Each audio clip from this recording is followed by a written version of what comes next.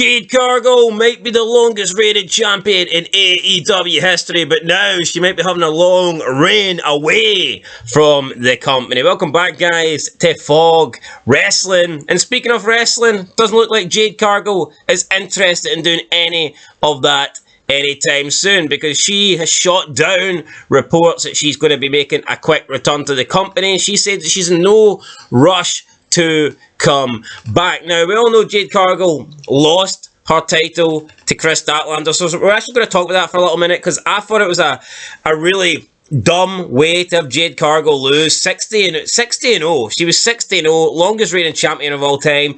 Just defeated Taya Valkyrie back-to-back, who was supposed to be a big challenger, just for her to lose in a random match that wasn't scheduled, wasn't promoted, a returning Chris Statlander that hadn't been seen in over a year.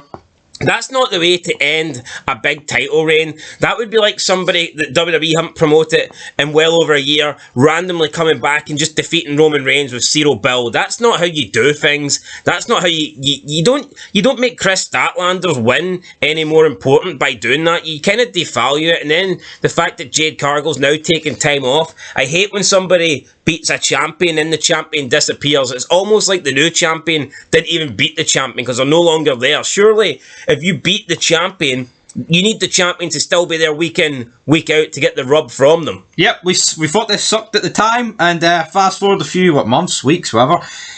Yeah, it's proof that it sucked because it's done nothing for Chris Statlander, right? It's not like this has elevated her to the next level. Oh, she got the rub of the 60-0. Nowhere near. I mean, at least if you built it up and had like a big payoff or a big match, it could have maybe done something. I can't stand them, but look at Daniel Bryan. Look at the build WWE put in to getting him to win at WrestleMania 30. Can you imagine if he was out injured and he just came back after a year on the shelf to win the belt? Like, what would that have done? Yeah, I know, but I wouldn't be confident betting in my life if Chris Statlander still got the belt. That shows you how much. No, she does have the belt, but I thought it was dumb. Like Jade Cargill having the longest reign in AEW history, almost double the second longest reign, 60-0, and she just loses a piss poor match in 50 fucking seconds out of nowhere. I get what they were going for. They were going for like a shock, but you don't do a shock like that. Not when you've got a title reign that long. But anyway, Goldberg got tasered, right? Literally tasered by the NWO. And here's her getting beaten a 50-second match. Yeah, but was that not a big pay-per-view? It was Starrcade. There you go. That's the point. This was a random match. Yeah, but it took him to get bloody. It took him to get tasered. It took Taker. I'm not saying Taker on this streak's comparable, but Taker, 3 F5s, Mania.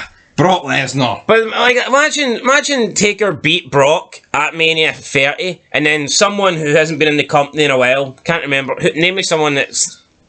Name me someone from what era? Punk. He hadn't been in the company in a while. Punk comes out after Taker beats Brock at WrestleMania 30 and hits a go-to-sleep to Taker in 20 seconds and defeats the streak.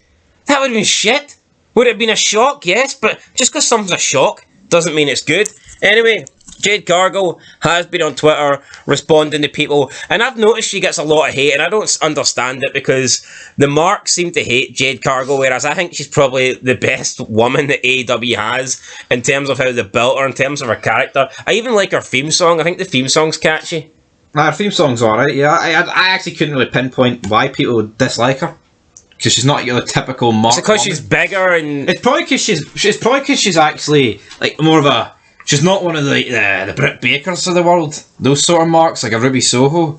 She's like a bigger... But then again, they all mark out over Rhea Ripley. Maybe it's racism for these AEW fans. I don't know what it is. I don't think... No, I'm not going to go down that route. Like, no, I'm not going down that route. I was joking. Well, Gargill has said that she credits China for her inspirations as a wrestler, and you can definitely see, I think people said she's the Black China. The Black China. You can definitely see comparisons between Gargill and China, but she was asked by a fan on Twitter, will she be coming back to AEW anytime soon, which she replied no to. Someone else took a shot at her saying that she should come back, and the only reason that she is famous is because she was in AEW.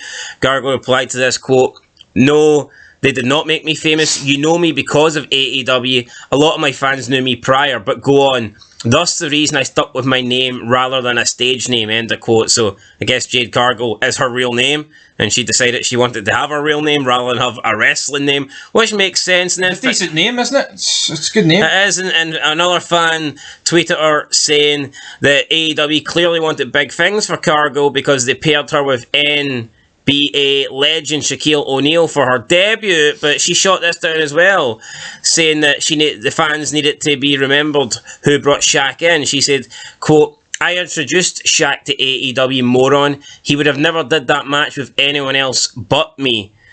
End of quote. So yeah, Jade Cargill then firing back at fans. I wouldn't be surprised if she doesn't return for a long time. Who knows? Maybe she'll want to go and have another kid. 31, probably getting that age. It's a sort of age for a woman. Back in the day, they would have been done. But now, to retire. But no, a big long title reign. It just doesn't make any sense to me. She's been jobbed out. 60-0. It all feels like it's for nothing. 60-0. 574 days just to lose in 50 fucking seconds to Chris Statlander that had zero fucking build. Chris Statlander, just listen to the name. Statlander? The Stat Burrier? I actually cannot believe they've been doing this. No payoff, man, nothing. Well, it doesn't bother me it was Chris Statlander that done it. What? It's just the fact that it's a random fucking match out of nowhere with no build for someone that had been off TV in over a year, whose stock was at an all-time low. But she comes back and it just doesn't... Where would that happen? I know, it's the fact there was a burial as well. 50 seconds. Damn. Damn. Not good, troops. Anyway, maybe Jade Cargill, maybe she'll end up in WWE. What do you think? She could. I could see her in WWE. I mean, she's already had a tryout at the WWE Performance Centre.